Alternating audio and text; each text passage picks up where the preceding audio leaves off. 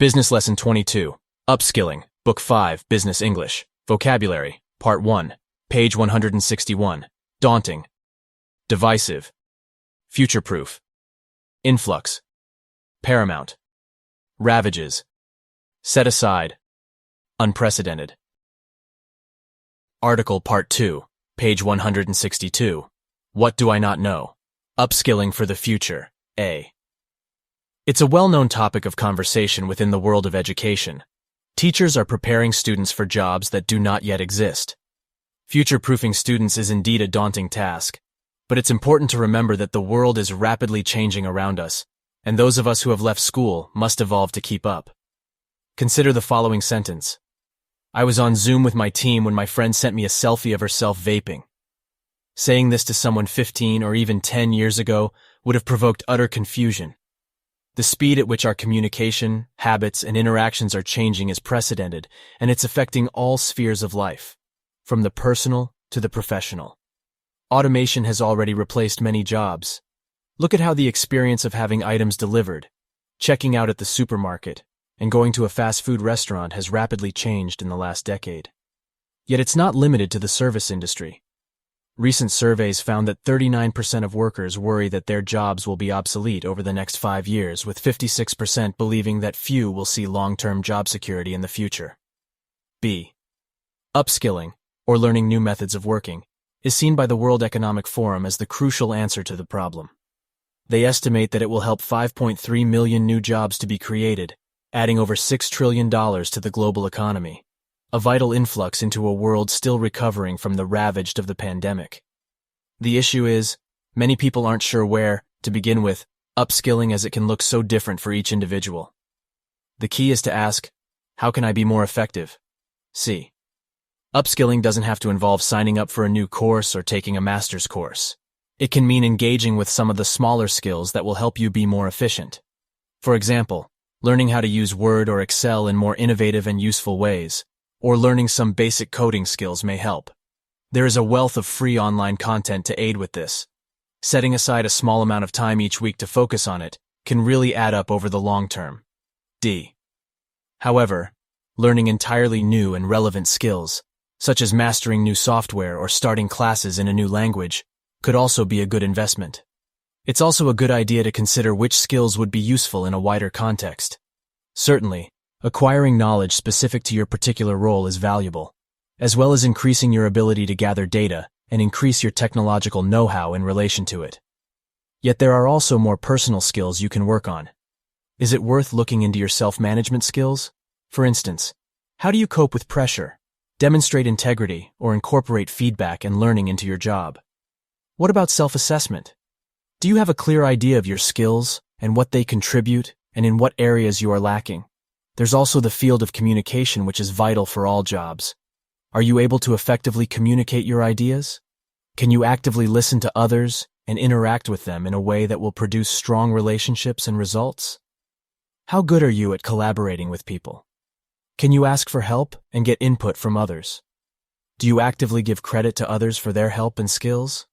There's also intercultural awareness, which in today's business world is fundamental. Understanding the need for diversity and inclusion in the workplace is paramount in a world that is often divisive and lacking in empathy for others. We're constantly rubbing shoulders with people of different cultures, religions, and experiences from our own. Taking the time to identify the skills we need and work on them can only reap rewards personally and professionally. Study Skills, Part 2, page 164. 5 ways to upskill. Here are 5 key ways to take charge of your own development to stay employable. 1. Ask for stretch opportunities at work. Taking on a project outside your usual remit is a great way to develop new competencies. If working on a project with people from other teams, you'll also hone important collaboration and problem-solving skills. Our survey revealed 75% of professionals view on-the-job stretch opportunities as the most effective method of upskilling. To find an opportunity, start a conversation with your boss. Often managers are the key to having your name put forward to be part of an internal project. Alternatively, be proactive and identify an area where your company could benefit from focused attention and what you could do to contribute. Make sure you think through how working on a stretch project will impact your current workload before approaching your boss. 2. Stay plugged in. Follow industry leaders and thinkers via LinkedIn, TED Talks, YouTube feeds, Twitter, and other social media. Of the professionals we surveyed, 52% read articles or professional literature to keep up to date, while 49% attend conferences, seminars, or webinars, and 33% listen to relevant online content such as TED Talks and podcasts.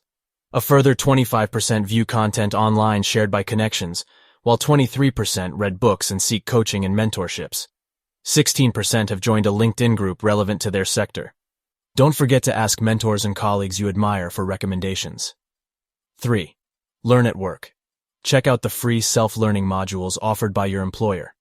These courses generally reflect the skills an organization wants its workforce to develop, so acquiring skills and knowledge this way is not only free, but also could raise your standing at work. Peer-to-peer learning is a hot trend too. Ask a colleague to teach you a skill you want to acquire, or set up a study group with colleagues. Peer group learning sessions allow employees to learn from each other and explore relevant issues together, which can boost the learning process. If you can generate enough interest amongst colleagues, you could also suggest to your manager that a learning session be organized featuring a senior member of staff, or that an industry leader be invited in for a lunchtime talk. 4. Join an industry or professional association. Membership in a professional association or industry group can tick a lot of the boxes for skills and career building. Of our respondents, 22% were members of a professional organization at the time of our survey. Before joining an association, ask about its continuous learning program, as well as networking events, and even mentorship programs. Many associations offer reduced fees for those just starting out in a profession or industry, so you don't have to be an industry veteran to join. 5. Career mapping. Career mapping can help you develop a plan for your career and focus your upskilling dollars and effort. Career mapping is a tool that helps you plan where you want to go over time by creating goals and what you need to do to achieve them. The tool is also used by many companies to develop their workforce with the skills they need for the future. According to our survey, 65% of professionals do not currently have a career map. The 35% of respondents that do have a career map say it has helped them choose the right skill-building courses and activities. Career mapping also makes it easier to pivot when necessary to align with changing trends in your industry.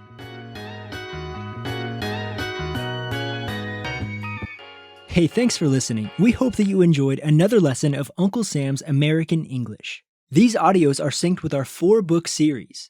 Contact one of our professors or join our online course by visiting our Facebook page, Uncle Sam's International.